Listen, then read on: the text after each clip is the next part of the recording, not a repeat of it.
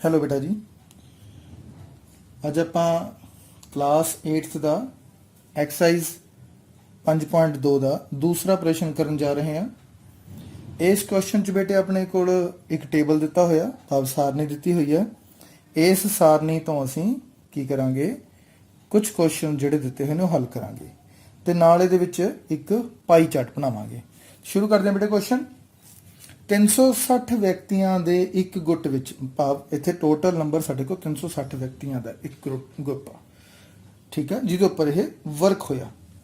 विच 3 रुत्तां वर्खा, सर्दी अते गर्मी विच अपनी मनपसंद रुत दे लई वोट करन लई कहा गया। भाव टोटल साडे को जो व्यक्ति सी वो 360 ने। हुण उन्होंने अपनी अपनी वोटां कीतियां जी, तो वोटां करके किसी ने गर्मी नूं वोट दी, किसी ने वर्खा नूं वोट दी, किसी ने सर्दी नूं वोट दी। देखते हैं, जिमें फॉर एग्जाम्पल देख रहे हो तुसीं, गर्मी नूं 90 वोटां दित्तियां गईयां, वर्खा नूं 120 वोटां दित्तियां गईयां ते सर्दी नूं 150 वोटां दित्तियां गईयां। तां कुल साडे कोल वोटां कितनियां आ गईयां? 360।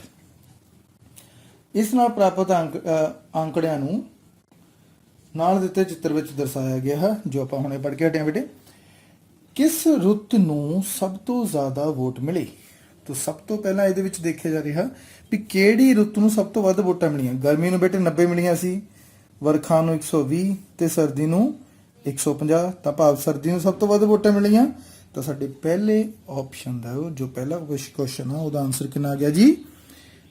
मौसम साडा किहड़ा जी? ओह सर्दी। तैनूं वोटां कितनियां मिलियां जी? 150। दूसरा क्वेश्चन है जी, हरेक चक्कर खंड का केंद्री कोण पता करो। ओके, केंद्री कोण भाव जदों असी पाई चार्ट बनाने आ, जो सेंटर के उपर एंगल बनाने आ, सेंट्रल एंगल जिहड़ा हुंदा है वो पता करना। शुरू करते हैं बेटे। अज मैं टेबल पहला बनाया होया, इहदे विच ऑप्शन केंद्री कोण की भी लिखी हुई है, तो ये थल्ले ही मैं टैबलर फॉर्म विच क्वेश्चन कर दिना बेटे। तो शुरू करते हैं। सानू पता, जिवें आप पहला भी गल कीती है कि जिहड़ी भी साडे को टोटल वोट्स हुंदियां ने ਉਹ ਪਾਈ ਚਾਰਟ ਦੇ ਵਿੱਚ ਇੱਕ ਅਨੁਪਾਤ ਦੇ ਵਿੱਚ ਆਉਂਦੀਆਂ ਹੁੰਦੀਆਂ ਨੇ। ਉਸੇ ਅਨੁਪਾਤ ਦੇ ਵਿੱਚ, ਜਿਸ ਅਨੁਪਾਤ ਦੇ ਵਿੱਚ ਇਹ ਹੈ, ਭਾਵ ਜੇ ਗਰਮੀ ਦਾ ਅਨੁਪਾਤ ਦੇਖੀਏ ਤਾਂ ਗਰਮੀ ਦਾ ਅਨੁਪਾਤ ਕਿੰਨਾ ਜੀ? 90/360। ਜੇ ਮੈਂ ਇੱਥੇ ਦਿਖਾਂ ਇਹਨੂੰ ਫ੍ਰੈਕਸ਼ਨ, ਮੈਂ ਨਾਲ ਦੀ ਨਾਲ ਅਨੁਪਾਤ ਰੂਪ ਚ ਦੇਖਦਾ। ਅਨੁਪਾਤ ਦੇ ਵਿੱਚ ਦੇਖਾਂ ਮੈਂ, ਗਰਮੀ ਦਾ ਅਨੁਪਾਤ ਮੇਰੇ ਕੋਲ 90/360। ਉਵੇਂ ਵਰਖਾ ਦਾ अनुपात मेरे को 120/360 ते सर्दी है 150 जी, तो सर्दी का मेरे को 150/360। ठीक है जी। इतों मैं कटिंग कर सकता, इत्थे कटिंग करते हैं तो आप मेरे को आया जी ये 9 ते कट्टिया जी 1/4। भाव जो गर्मी है वह गर्मी नूं पसंद करने वाले व्यक्ति ने वो किन्ने ने? 1/4 ने, भाव 360 का चौथा हिस्सा। सो अनुपात रूप साडा है। दूसरा साडे को जो वर्खा का देखिए, असी वर्खा नूं कटिंग कर इत्थे हल करते हैं तो मेरे को 12 एकम 12 12 तिया 36। भाव जो वर्खा नूं पसंद करने वाले बंदे ने वो किन्ने व्यक्ति निकले ने जी? 1/3, मतलब 1/3। तो तीसरे इनू भी हल करके देखते हैं। यह आ गया जी मेरे को 15 3 दे पहाड़े ते कट्टे गया जी 12 तिया 36, तो 5/12। ठीक है बेटा जी। यह मेरा फ्रैक्शन फॉर्म आई है, अनुपातक रूप आया मेरा जी। ठीक है जी। हुण मैं केंद्री कोण पता करना। केंद्री कोण लई मैं अनुपातक रूप पता करना चाहां तो कर सकदा, जे सीधा ही केंद्री कोण मैं पता करना चाहां तो सीधा कर सकदा। ठीक है जी। इत्थे मैं पहला स्टैप मैं तुहानूं सीधा करके दिखाना जी। उसे अनुपात दे विच लिख रहे हैं जी 90/360। इस अनुपात दे विच असीं जो आ साडा केंद्री कोण आएगा। पर केंद्री कोण कुल कितना है? कुल कोण सानूं पता सेंटर दे उत्ते कितना हुंदा? 360 डिग्री। ठीक है जी। तो मैं तो हल करके कितना है बेटा जी? 360 नाल 360 कटिंग होगी जी, तो 90 डिग्री मेरा गर्मी का केंद्री कोण आया। इत्थे बेटे मैं चाहां तो यह जो अनुपातक रूप सी इनू चक के इसकी जगह ते रख सकता सी, ਭਾਵ ਜੋ ਆਹ ਮੈਂ ਹੱਲ ਕੀਤਾ 90/360 ਦੀ ਥਾਂ ਤੇ ਇਹਦਾ ਅਨੁਪਾਤ ਵੀ ਰੱਖਿਆ ਜਾ ਸਕਦਾ ਹੈ।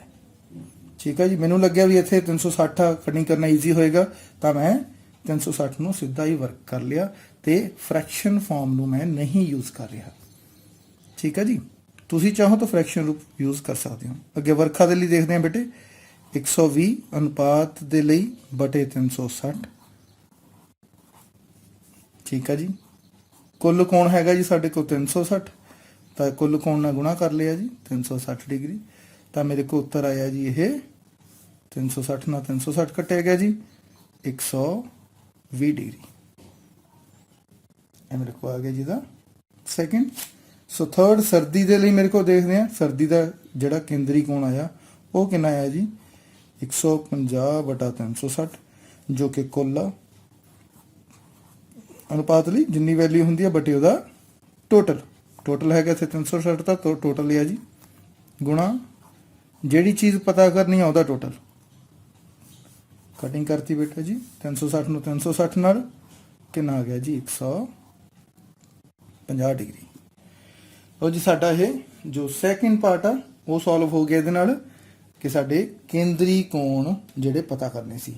ਭਾਵ ਗਰਮੀ ਦਾ ਸਾਡੇ ਕੋਲ ਕੇਂਦਰੀ ਕੋਣ ਆਇਆ 90 ਡਿਗਰੀ, ਵਰਖਾ ਦਾ 120 ਡਿਗਰੀ ਤੇ ਸਰਦੀ ਦਾ 150 ਡਿਗਰੀ। ਹੁਣ ਬੇਟੇ ਅਗਲਾ ਪਾਰਟ ਦੇਖਦੇ ਹਾਂ। ਇਸ ਸੂਚਨਾ ਨੂੰ ਦਰਸਾਉਣ ਦੇ ਲਈ ਇੱਕ ਪਾਈ ਚਾਰਟ ਬਣਾਓ। ਹੁਣ ਇੱਥੇ ਮੈਂ ਕੀ ਬਣਾਉਣਾ ਬੇਟਾ, ਪਾਈ ਚਾਰਟ।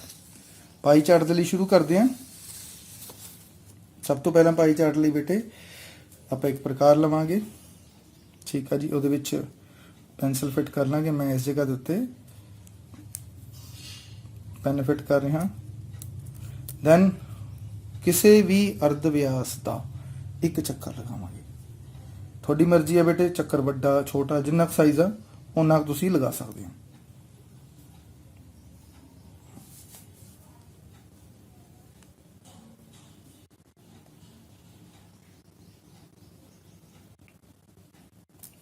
ਠੀਕ ਹੈ ਬੇਟਾ ਜੀ, ਇਹ ਮੇਰਾ ਕੀ ਲੱਗ ਗਿਆ ਜੀ ਇੱਕ ਚੱਕਰ ਜਿਹਦਾ ਕੇਂਦਰ ਹੈਗਾ ਜੀ this one। ਠੀਕ, ਹੁਣ ਮੈਂ ਸੈਕਿੰਡ ਸਟੈਪ ਕੀ ਕਰਨਾ ਜੀ ਕਿ ਇਸ ਜੋ ਚੱਕਰ ਆ ਉਹਦਾ ਇੱਕ ਮੈਂ ਅਰਧ ਵਿਆਸ ਬਣਾਉਂਗਾ।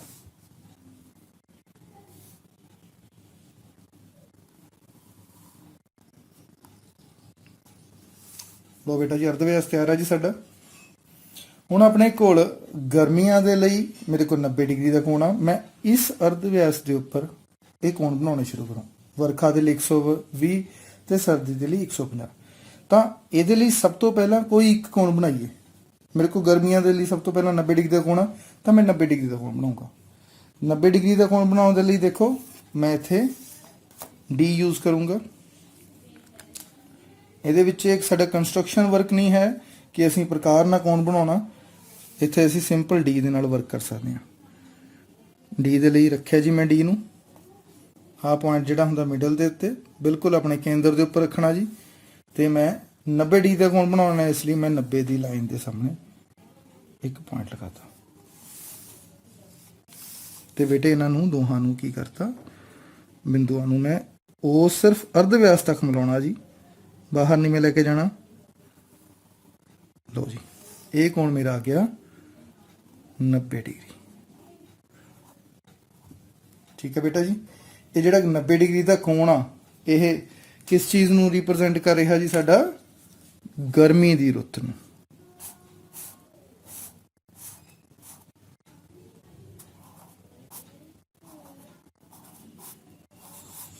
ਇਹ ਗਰਮੀ ਦੀ ਰੁੱਤ ਨੂੰ ਰਿਪਰੈਜ਼ੈਂਟ ਕਰ ਰਿਹਾ ਜੀ 90 ਡਿਗਰੀ ਦਾ ਕੋਣ। ਇਹ ਤੋਂ ਬਾਅਦ ਬੇਟੇ ਦੂਸਰਾ ਕੋਣ ਹੈਗਾ ਜੀ ਵਰਖਾ ਦਾ। ਵਰਖਾ ਦਾ ਕੇਂਦਰੀ ਕੋਣ ਸਾਨੂੰ ਪਤਾ ਕਿੰਨਾ ਜੀ 120 ਡਿਗਰੀ ਹੈ। ਹੁਣ 120 ਡਿਗਰੀ ਦਾ ਇਸ ਅਰਧ ਵਿਆਸ ਤੇ ਨਹੀਂ ਬਣਾਉਣਾ, ਇਹ ਤਾਂ ਮੈਂ ਇਹਨੂੰ ਵਰਤ ਕਰ ਚੁੱਕਿਆ। ਮੈਂ ਅਗਲੀ ਅਰਧ ਵਿਆਸ ਤੇ ਬਣਾਉਂਗਾ, ਭਾਵ ਮੈਂ ਆਪਣੀ ਡੀ ਨੂੰ ਇੱਥੇ ਰੱਖੂੰਗਾ। ਠੀਕ ਹੈ ਜੀ, ਫਿਰ ਰੋਕਣੀ ਦੇਖਾਂਗੇ 10 20 30 40 50 ਕਰਦੇ ਕਰਦੇ ਕਿੱਥੇ 120 ਸਾਡੇ ਕੋਲ ਆ ਰਿਹਾ ਜੀ। ਠੀਕ ਹੈ ਜੀ, ਪੁਆਇੰਟ ਲਗਾਇਆ 120 ਦਾ ਤੇ ਪੁਆਇੰਟ ਤੋਂ ਫਿਰ ਮੈਂ ਕੀ ਕਰੂੰਗਾ, ਉਸੇ ਤਰੀਕੇ ਦੇ ਨਾਲ ਅਰਧ ਵਿਆਸ ਲਗਾਉਂਗਾ ਬੇਟਾ। ਆ ਮੇਰਾ ਕੋਣ ਕਿੰਨਾ ਬਣ ਗਿਆ ਬੇਟੇ 120 डिग्री। ठीक है बेटा जी, ਇਹ ਜਿਹੜਾ ਮੇਰਾ ਕੋਣ ਬਣਿਆ ਉਹ ਕਿਸ ਚੀਜ਼ ਨੂੰ ਰਿਪਰੈਜ਼ੈਂਟ ਕਰਦਾ ਹੈ? ਵਰਖਾ ਨੂੰ।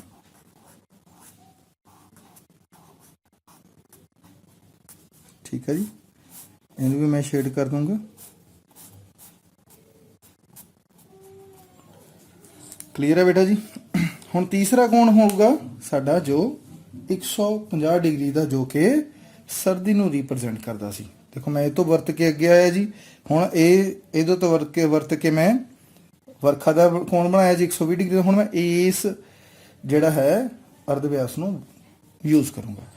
ਪਰ ਮੇਰੇ ਕੋਲ ਟੋਟਲ 3 ਹੀ ਚੀਜ਼ਾਂ ਸੀ, ਤਾਂ ਮੇਰੇ ਪਾਈ ਚਾਰਟ ਦੇ ਵਿੱਚ 3 ਆਲਰੇਡੀ ਬਣ ਚੁੱਕੀਆਂ ਨੇ।